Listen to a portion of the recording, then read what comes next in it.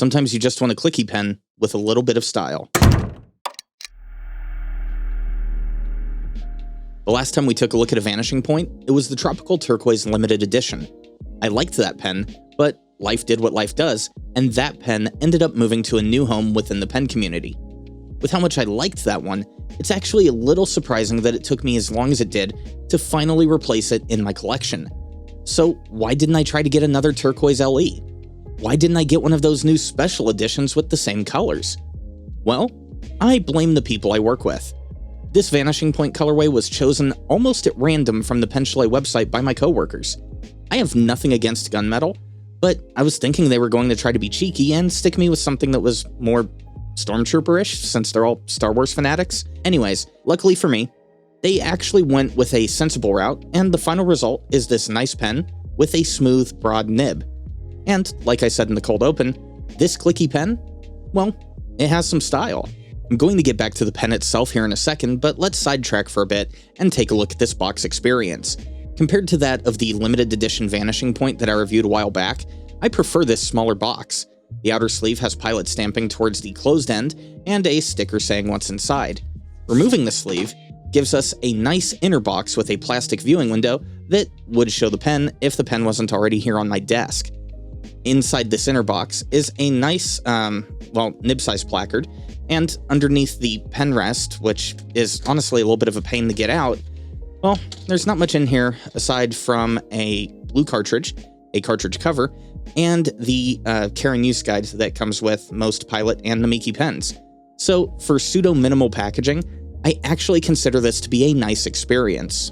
The first time I held a Vanishing Point, I really thought having the clip dead center here in the grip section was going to throw me off.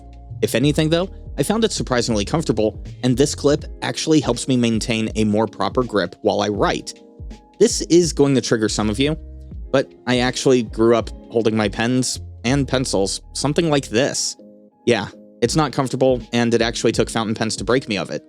It wasn't until I actually got my first Kaweco that I started forcing myself into a more standard grip, and it wasn't until my first Vanishing Point that I found a pen that was able to help me train my hand without discomfort. I mean, that was something I couldn't even accomplish with Lamy and that awkward triangular grip section, and yet this smooth taper section and a clip in the middle was actually the golden ticket for me.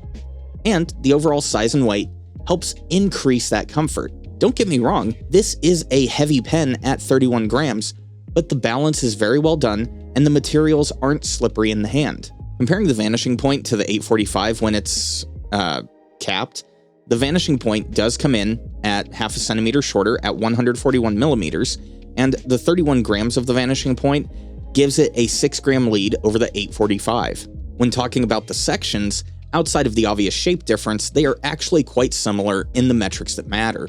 The overall section length is 18 millimeters on the Vanishing Point and 19 on the 845, with both coming in at just over 10 millimeters at the main gripping point.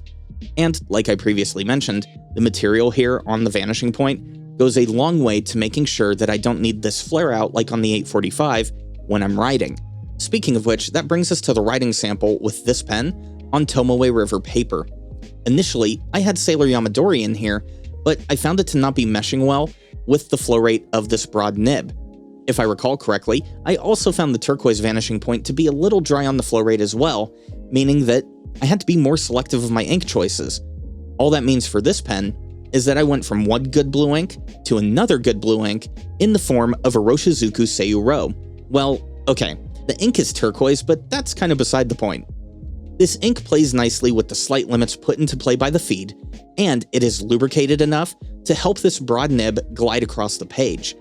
Now, I've already done a review of Seiyuro, so I'm going to quit talking about how the ink works and get back to the pen. As I'm writing, I'm not finding this pen to be nib heavy or back heavy, and as I previously mentioned, I'm in the group that finds the clip to be comfortable and non-intrusive. I also find the nib to be rather forgiving when changing angles. Where it falls apart is the feed not being very user-friendly when it comes to using whatever ink you want to throw at it. And let's talk about the elephant in the room, or should I say, elephant in the body. This pen uses the Con 40 converter. I hate this thing, so much so that I chose not to film it during the pen thoughts section, and I'm not going to film it now.